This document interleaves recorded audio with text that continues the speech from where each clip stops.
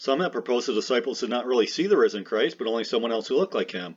This theory has many holes, including the fact Jesus' followers had just spent 3.5 years intently listening to his teachings as they shared the same food, housing, and ministry with him. It's highly improbable they all would have failed to eventually recognize the true Jesus or his impostor, especially since they saw, heard, touched, walked, and ate with him on numerous occasions over a 40-day period following the resurrection. Matthew 28:17, Luke 24:31 and 35, John 20:20 and 27 to 28, Acts 1:3, 4:20, and other passages confirm the disciples did epigenosko, which means recognize in Greek, the real Jesus. Also, an impostor needed to display authentic wounds, which would have caused excessive bleeding and likely death. Further, sight of a death-stricken con man would have not inspired the disciples to suffer and give their lives for him, and certainly would not have persuaded countless Jews and determined skeptics like Peter, Thomas, James, Jude, and Paul to do the same. Additionally, Christ told his followers in Luke 24:39, "It is I myself," and allowed them to physically examine him on several occasions to confirm in their minds he was indeed the literally resurrected Christ. He also assured them he was the risen Lord by performing numerous irrefutable signs in the presence of his disciples, as we learn from John 20:30 to 31, 21:25, and Acts 1:3. Also, if the disciples simply saw an impostor, then Jesus' real decaying body still would have been laying in the tomb. This fact would have been quickly stressed by those opposed to Christ, and Christianity would have been forever crushed. Some believe an impostor, perhaps Judas Iscariot, Pontius Pilate, Simon the Cyrene, one of Jesus' disciples, son of the Nain widow, one of the Jewish religious leaders, or even Satan, died on the cross in Jesus' place while he hid for 3 days before showing his fake crucifixion scars and declaring himself to be the risen Savior.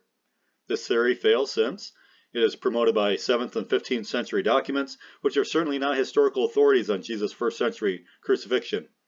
Also, multiple independent early accounts, even from secular writers, confirm Jesus himself died on a rugged Roman cross during the reign of Pontius Pilate.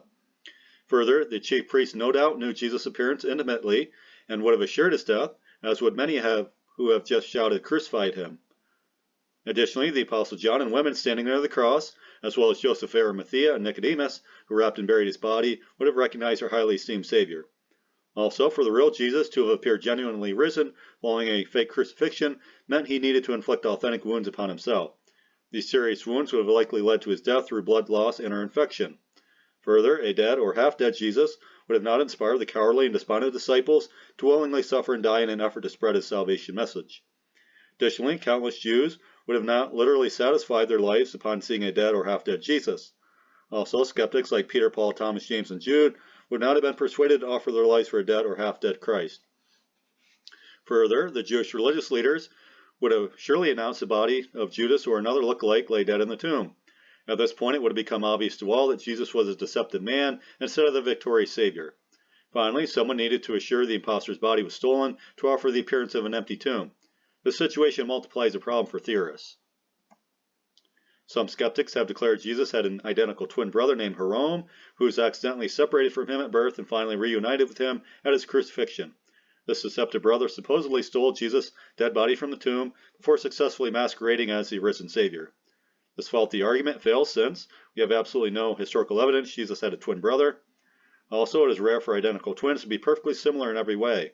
Surely the disciples who spent 3 intimate years with Jesus would have noticed any slight differences in physicality and personality.